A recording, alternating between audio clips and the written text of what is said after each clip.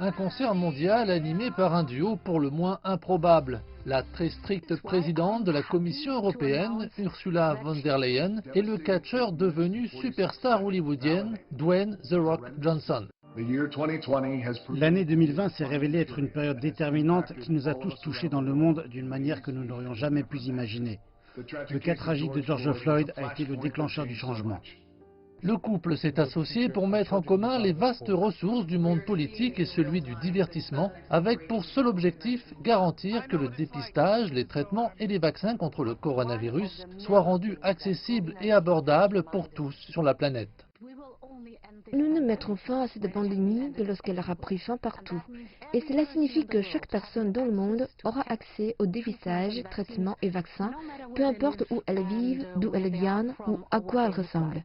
La Commission, en partenariat avec Citoyens du Monde, a réuni un éventail impressionnant d'artistes, parmi lesquels Shakira, Coldplay ou encore Justin Bieber. Cela rentre dans le cadre d'un événement sur 2 fronts pour aider à éradiquer le coronavirus.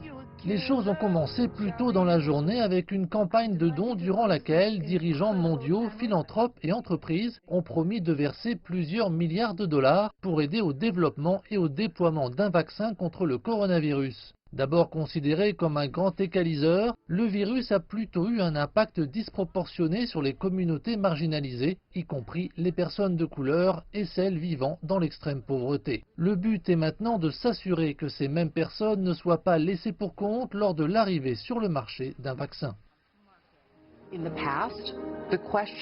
Dans le passé, se demander qui pouvait accéder à un médicament ou à un vaccin révolutionnaire a souvent appelé une autre question, qui paiera le plus cher. Mais une guerre d'enchères est une stratégie terrifiante pour combattre le Covid-19. Plus de 250 millions de doses de vaccins ont été promises aux pays les plus pauvres du monde. Même si le changement prend du temps, nous voulons qu'il conduise à un changement durable. Nous ne voulons pas revenir à ce qu'elles étaient les choses avant. Nous voulons aller vers un mode de vie plus inspiré et amélioré. Un changement qui nécessitera sans aucun doute un effort mondial.